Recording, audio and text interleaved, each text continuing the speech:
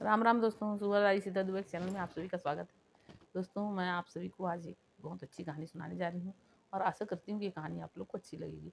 अच्छी लगे तो कमेंट में ज़रूर बताइए और मेरे इस वीडियो को लाइक शेयर कीजिए और मेरे इस चैनल में अगर आप नए हैं तो प्लीज़ सब्सक्राइब कीजिए। तो चलिए दोस्तों, कहानी शुरू करते हैं।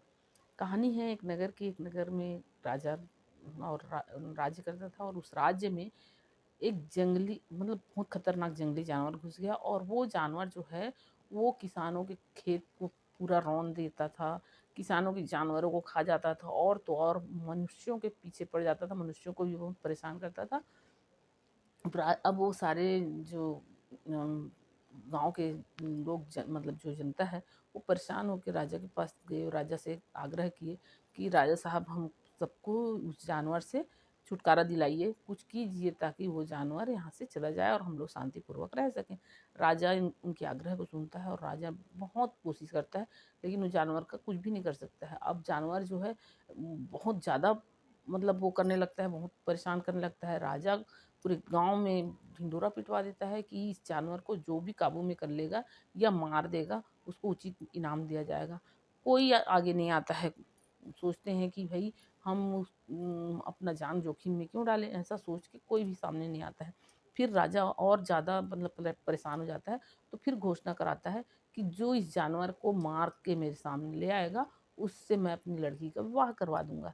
अब इस बात का जब खबर चलता है तो एक किसान के दो लड़के रहते हैं और दोनों गरीबी से इतना परेशान रहते हैं कि वो बड़ा लड़का जो है वो बलवान रहता है और हष्ट पुष्ट रहता है। तो वो सोचता है कि चलो मौका मिला है और मैं अपने ताकत का उपयोग भी कर सकता हूँ और उस जानवर को अपने बल और अपने दिमाग से उस जानवर को अगर मार लिया तो मैं राजकुमारी से मेरा विवाह हो जाएगा। और छोटा लड़का जो है वो सोचता है कि गरीबी से तो ये अच्छा है, गरीबी गरीबी से मरने से अच्छा किसी का भलाई करके मरो। चलो कोशिश करता हूँ कि उस जानवर को मैं ही मार दूँ। अब दोनों भाई जाते हैं राजा के पास, हाजिर हो जाते हैं और दोनों भाई ना बोलते हैं कि हम उस जानवर को काबू में लाएंगे और जानवर को मार देंगे। अब राजा बोलते हैं ठीक है, तुम दोनों भाई एक एक दिशा में चले जाओ। अब वो दोनों भाई अलग अलग दिशा में चले जाते हैं। अलग अलग दिशा में जाते हैं तो ये जो छोटा भाई जो रहता है वो जाते रहता है तो उसको एक बौना आदमी मिलता है और बौना आदमी जो है वो पूछता है तुम कहाँ जा रहे हो, वो बताता है। तो बौना आदमी जो है वो उसको एक भाला देता है, बोलता है ये भाला ले लो क्योंकि तुम्हारे पास कुछ अस्त्र शस्त्र है नहीं। तो ये भाला जब वो तुम्हारी ओर आए तो ये भाला उसके पेट में भोंक देना तो वो मर जाएगा। अब वो जो छोटा भाई रहता है वो भाला लेता है, भाला कंधा में रखता है और जाने लगता है। और अब वो चलते चलते जाता है तो देखता है वो देखता है कि वो जानवर जो है वो खूंखार जानवर उसकी ओर आ रहा है। तो वो तुरंत उस भाला से उसे पेट में वो भाला को मार देता है और वो जानवर मर जाता है। तो उसको अपनी पीठ पे लादता है और लाद के और चलने लगता है राजा के पास जाने के लिए। तो वो क्या देखता है कि एक एक घर है और उस घर के पास बहुत भीड़ लगा हुआ है और वहाँ उस भीड़ में उसका भाई भी खड़ा है। और वहाँ वो भीड़ था नाचने गाने वाले, मदिरा पीने वाले, जुआ खेलने वाले का भीड़ था। वहाँ उसका भाई भी खड़ा था। अब वो जो है वो अपने भाई के पास जाता है और उसका भाई अपने भाई से सब कुछ बताता है। उसका भाई ये बोलता है, अरे ये तो अच्छा हुआ, चलो हम दोनों चलते हैं राजा के पास इसको लेके। अब वो दोनों भाई चलने लगते हैं लेकिन उस बड़े भाई को ईर्ष्या होता है कि मेरा छोटा भाई इतना बड़ा काम कर गया और राजकुमारी से इसका विवाह हो जाएगा। इस ईर्ष्या से वो अब ईर्ष्या भरे उसमें चलते रहता है। अब ये इन लोग दोनों पुल के पास पहुंचते हैं। जब पुल के पास पहुंचते हैं तो बड़े भाई जो है वो क्या करता है, अब छोटा भाई थका मांदा रहता है, धीरे धीरे चलता है। उसको इतना नींद में रहता है, इतना थका हुआ रहता है कि उसको रास्ता ही समझ में नहीं आता है। वो बहुत थक गया होता है। तो वो धीरे धीरे आराम से चलते रहता है। अब ये बड़ा भाई क्या करता है, जैसे ही पुल आता है उसको धोखे से झट से ढकेल देता है पुल के नीचे। वो बेचारा पुल के नीचे चला जाता है और नदी में डूब जाता है क्योंकि उसको तैरना नहीं आता है। अब डूब जाता है, उसके बाद मृत्यु हो जाती है। अब जब मृत्यु हो जाती है उतना देर तक ये भाई खड़ा रहता है। जब वो मर जाता है तो ये नीचे उतरता है, उतर के उसको निकाल के और वहीं पुल के नदी के किनारे गड्ढा खोदता है और वहाँ उसको गाड़ देता है और गाड़ के और उसके बाद उस जानवर को अपने पीठ पे लादता है और राजा के पास पहुँच जाता है।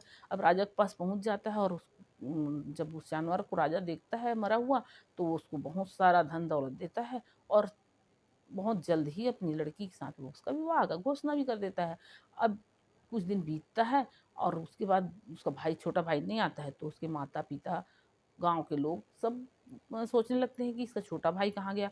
अब जब सब कोई भी कुछ बोलता तो ये झट से बोलता, उसको शायद ये जानवर, वही जो जानवर खूंखार जानवर था वो खा गया होगा। जब कोई बोलता तो ये वही बात बोलता। ऐसे-तैसे दिन बीतता गया। अब एक बार क्या हुआ है, एक गडरिया जो है, वो अपना भेड़ चराने के लिए उसी नदी के किनारे गया और उस नदी के किनारे गया तो उसके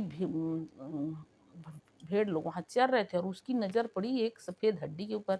तो वो उस हड्डी को देखा तो सोचा, उसको बाँसुरी बजाने का बड़ा शौक था। तो वो सोचा इसका मैं बाँसुरी बनाऊँगा। तो वो उसको उठाया और चाकू से उसमें छेद करने के लिए सोचा। जैसे ही उसने छेद करने लगा तो वो हड्डी से आवाज़ आने लगा, "आ गडेरिया आ मेरे पास आ और मैं मुझे तू बजा, मेरी हड्डी को बजा, मेरे भाई ने मुझे मारा, उस जानवर के लिए मारा और उस राजा की बेटी के लिए मुझे मारा।" ऐसा करके उसमें से आवाज़ आता है। अभी गडरिया सोचता है कि ऐसा कैसा, ये बाँसुरी बिना बजाए कैसे बज रहा है? बड़ा आश्चर्यचकित होता है और वो सोचता है कि मैं इस बाँसुरी को अगर राजा साहब को ले जाके दूँगा, तो राजा साहब बहुत खुश हो जाएँगे। बिना बजाए बजने वाला बाँसुरी है। अब वो ना वहाँ से चलता है और उस बाँसुरी को राजा के पास लेके आता है। राजा को वो दे देता है, राजा को बोलता है कि ये बाँसुरी बिना बजाए बजती है। अब राजा बोलता है अच्छा चलो देखता हूँ मैं। जैसे ही राजा हाथ में लेता है तो ये गडरिया बोलता है बजो बाँसुरी बजो। अब वो बाँसुरी फिर बोलने लगता है कि मेरे को मेरे भाई ने मारा, उस खूंखार जानवर के लिए मारा और मेरे को उस राजा की बेटी के लिए मेरे बड़े भाई ने मुझे मारा।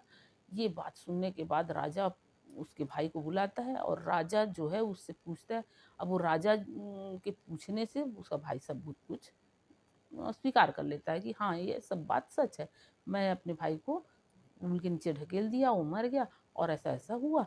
अब उसके बाद राजा तो पहले मतलब उसके तहकीकात कराता है, पुल के नीचे भेजता है इंसान, वहाँ से उसका वो निकाला जाता है, अस्थि निकलता है और वो जितना हड्डी का ढाँचा निकलता है उसके बाद फिर ये मान जाता है उसका बड़ा भाई कि हाँ, मैं ही उसका हत्या किया हूँ करके।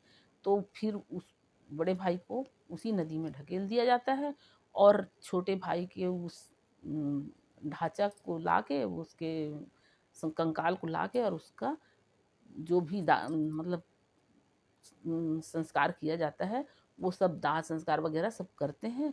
तो ये कहानी आप लोग को कैसी लगी? कमेंट में ज़रूर बताइए और मेरे वीडियो को लाइक शेयर कीजिए। राम राम दोस्तों।